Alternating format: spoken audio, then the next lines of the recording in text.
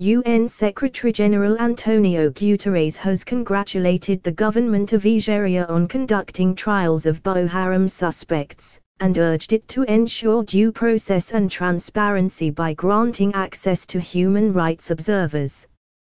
Guterres, who stated this in the report of the Secretary-General on the activities of the UN Office for West Africa and the Sahel, also welcomed the establishment by Nigeria of a judicial commission to uphold compliance by its armed forces with national laws and international human rights standards.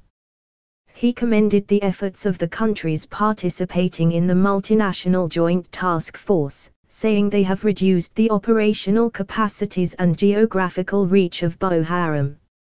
According to him, however, persistent attacks are hampering resettlement and rehabilitation efforts and provide a breeding ground for extremism.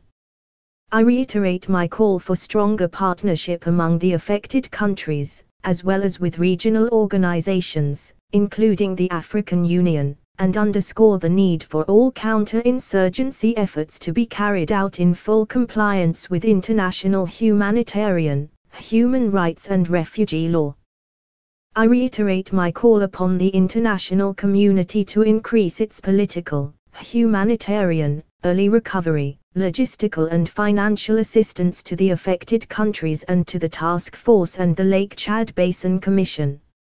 I encourage countries of the Lake Chad Basin to continue their efforts to reintegrate Boko Haram victims and other categories of individuals associated with Boko Haram, and urge the international community to assist them in that endeavor. I reiterate my call for a regional strategy for addressing the root causes of the crisis in the basin. In that regard, I welcome the holding of the first Regional Stabilization Conference in the Basin region and hope that the conference will be the first step towards the development of such a strategy. Guterres urged national authorities not to relent in their efforts to provide critical humanitarian assistance to vulnerable communities and to advocate the disbursement of outstanding funds pledged at the Oslo Humanitarian Conference for Nigeria and the Lake Chad region, held in February 2017. He welcomed the support that regional and international partners continued to provide to the countries and people of the Sahel and urged them to join their efforts and increase their contributions in line with the growing needs in the region and in alignment with national and regional priorities. According to him, it is important to ensure that all efforts are well coordinated and complementary, stressing the challenges in the Sahel are complex and multidimensional and require a sustained and holistic approach.